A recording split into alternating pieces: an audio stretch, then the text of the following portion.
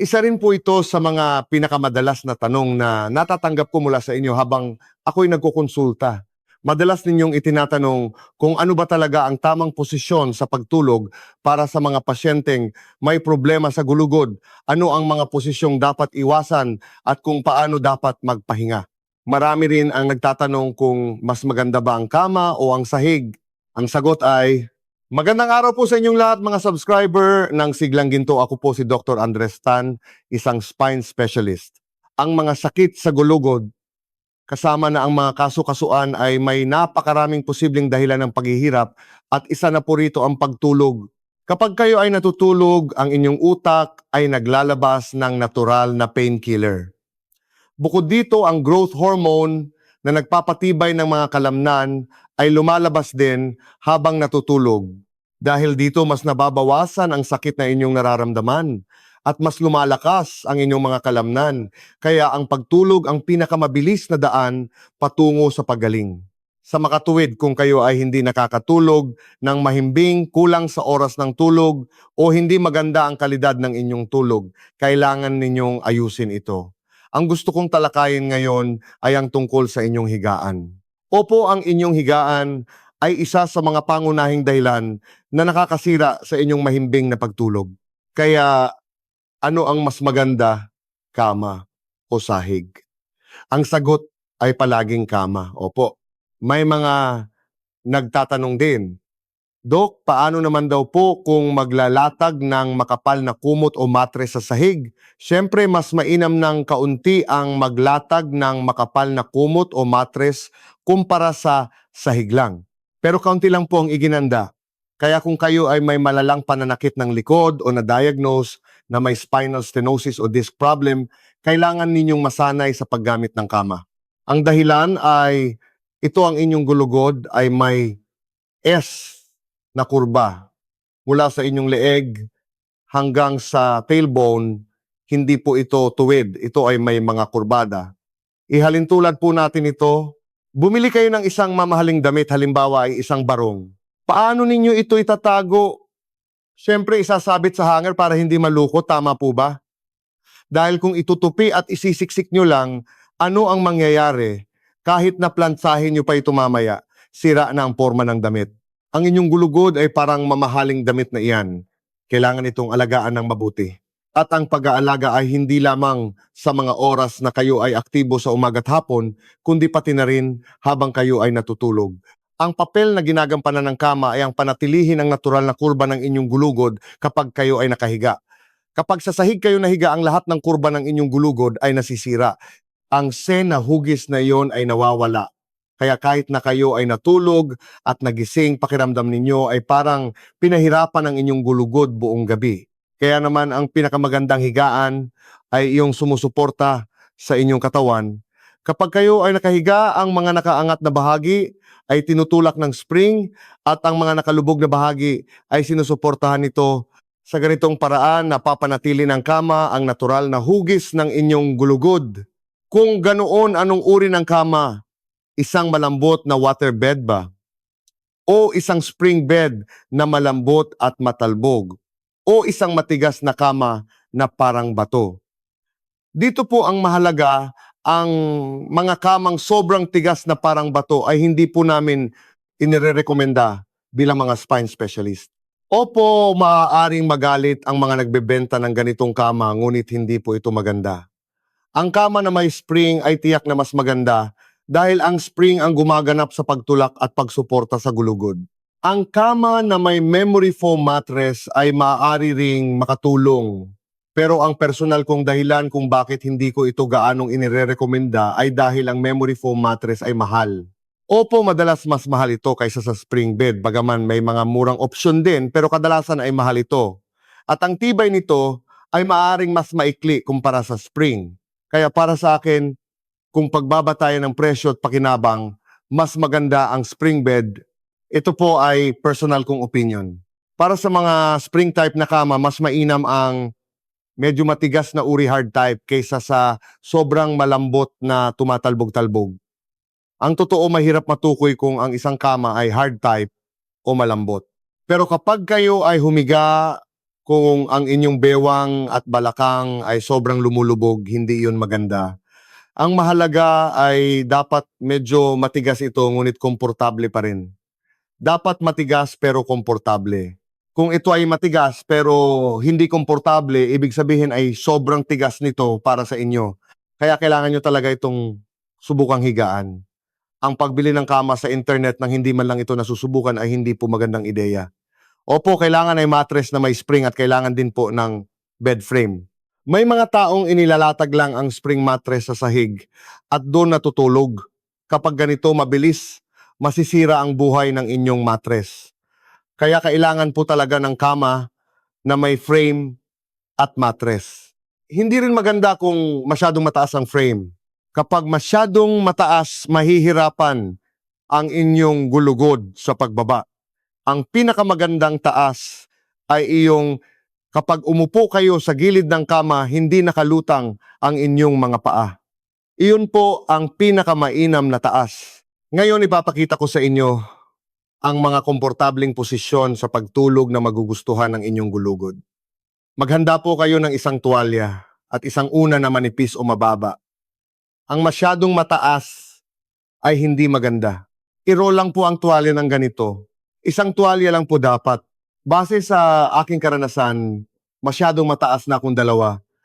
Ito ay para sa bewang at ang una naman ay para sa mga binti. Hihiga na po ako.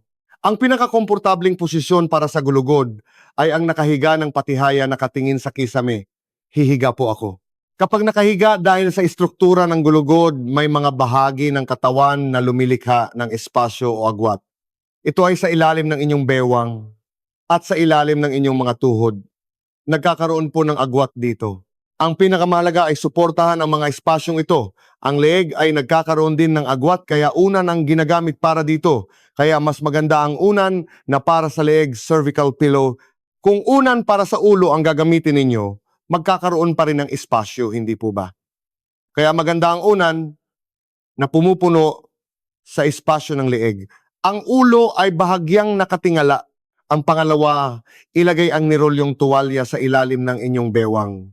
Kapag inilagay nyo ito, makikita ninyo saktong-sakto itong pupuno sa espasyo sa bewang. Kung susubukan ninyo ito, mararamdaman ninyo na talagang nagiging komportable ang inyong likod. Itong una naman ay ilalagay sa ilalim ng mga tuhod ng ganito. Subukan nyo po itong gawin sa bahay. Mas magiging komportable ang inyong likod. Totoo po bang komportable ito? Komportable po. Totoong komportable. Kapag sinubukan ninyo, mararamdaman ninyo na napaka-komportable.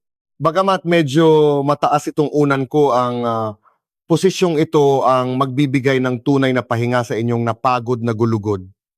Pero may mga pasyente pong nagsasabi, Dok, kapag nakahiga ako ng patihaya, sobrang sakit po.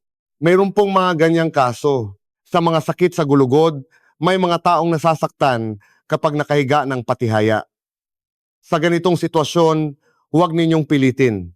Dahil kahit sabihin pang magandang posisyon, kung nasasaktan naman kayo at hindi makatulog, magigising lang kayo, hindi kayo makakatulog ng mahimbing, kaya hindi rin ito epektibo para sa mga nasasaktan. Kapag nakahiga ng patihaya, humiga po kayo ng patagilid. Kapag nakahiga ng patagilid, ipitin ang unan sa pagitan ng inyong mga binti. Ang inyong balakang at tuhod ay hindi dapat tuwid, kundi dapat ay nakabaluktot ng bahagya. Hindi ganito, kundi ganito. Sa posisyong ito, ipitin ang unan.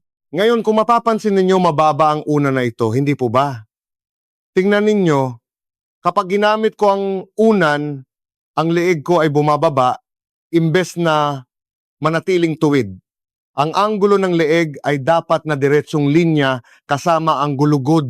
Sa ganitong kaso, kailangan ninyong maglagay ng tuwalya sa ilalim ng unan para itaas ang level nito. Uulitin ko po.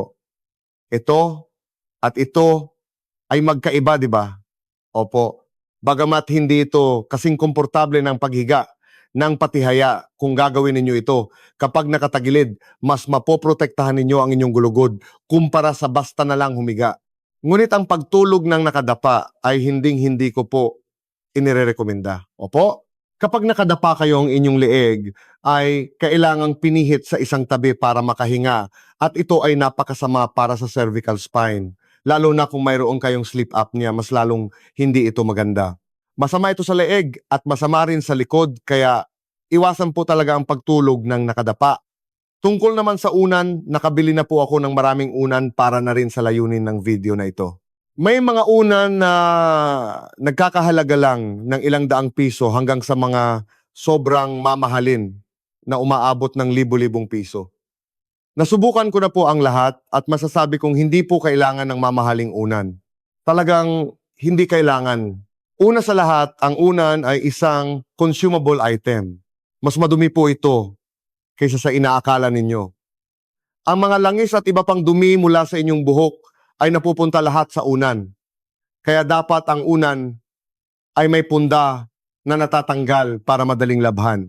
May mga produkto na walang punda na natatanggal. Tiyakin na ang bibilhin ninyo ay may punda na maaaring tanggalin at labhan. Pangalawa, may mga unan na hindi nagiging sanhi ng pagbaluktot ng leeg kahit nakatagilid o nakatihaya kayo. Anong uri ng unan ito?